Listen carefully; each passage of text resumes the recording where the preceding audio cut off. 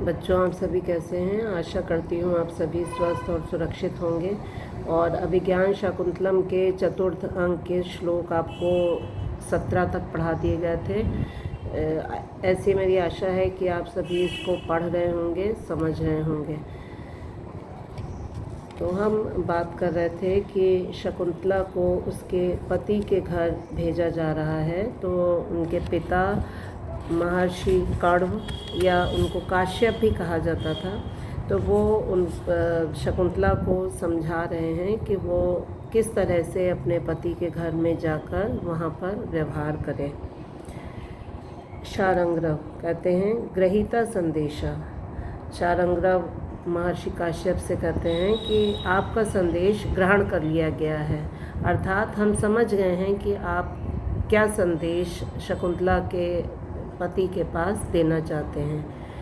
काश्यपः वत्से त्वम इदानीम अनुशासनीया असि।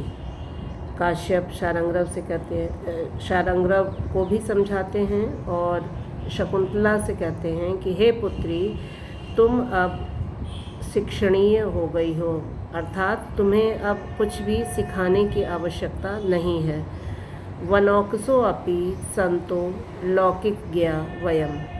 वनवासी होकर भी, अर्थात वन में रहते हुए भी हम लोग लोक व्यवहार को जानने वाले हैं। शारंग्रव न खलु धीमताम कश्चिद विषयो नाम।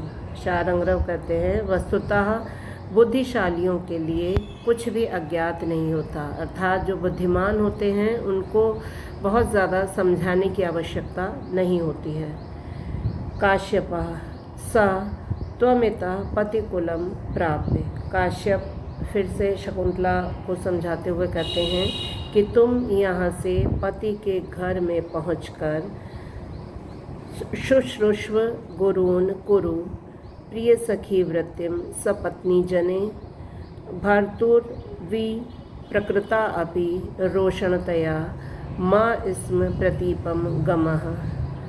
भूयिष्ठम भव दक्षिणा परिजने भाग्येष्व अनुत्सेकिनी यान्त्येवं गृहिणी पदम युवतयो वामः कुलस्याधया। इसका अन्वय देखिए। गुरून् शुश्रूष, गुरुओं की सेवा करना। सपत्नी जने प्रिय सखी वृत्तम कुरु, और उनकी अन्य पत्नियों के साथ प्रिय सखी जैसा व्यवहार करना। विप्रकृता अपि त्वम रोषणतया भर्तु प्रतीपम मा स्म गमः।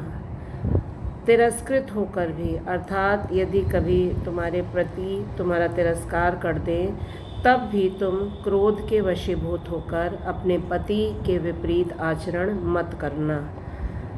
परिजने भूयिष्ठम दक्षिणा भव। सेवक सेविकाओं के प्रति अत्यधिक उदार भाव रखना। भाग्येषु अनुत्सेकिनी भव। भाग्य पर बहुत अधिक अभिमान मत करना। एवं युवतया गृहिणी पदम यान्ति। ऐसा व्यवहार करने वाली स्त्रियां ही, युवतियां ही गृह लक्ष्मी के पद को प्राप्त करती हैं। वामा कुलस्य आधया भवन्ति। और इसके विपरीत जो आचरण करती हैं वे युवतियां अपने कुल के लिए दुख का कारण बनती हैं। कथम वा गौतमी मन्यते। तो उसके बाद कहते हैं क्या गौतमी अथवा गौतमी क्या मानती हैं। गौतमी एतवान वधूजनस्य उपदेशा। इतना ही नववधुओं के लिए उपदेश उपयुक्त है, पर्याप्त है। जाते एतत् खलु सर्वम अवधारय। हे पुत्री, तुम इन सभी बातों को स्मरण रखना, इन सभी बातों को ध्यान रखना।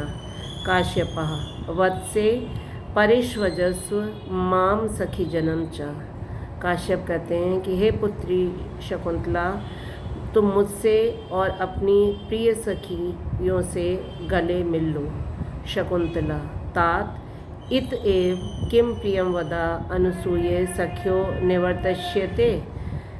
शकुंतला कहती है, पिताश्री क्या मेरी प्रिय सखियाँ प्रियंवदा और अनुसुईया यहीं से वापस लौट जाएंगी? काश्यपः वत्से इमे अपि प्रदेये।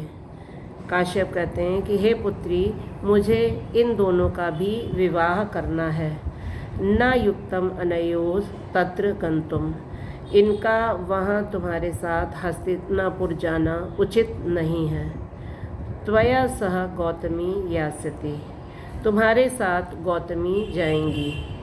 शकुंतला कहती है, पितरम आश्लिष्य, अपने पिता से लिपट कर कहती है, कथम इदानीं तातस्य अंकात परिभ्रष्टा मलय तटोन्मूलिता चंदन लतेव देशांतरे जीवितम धारयिष्यामः।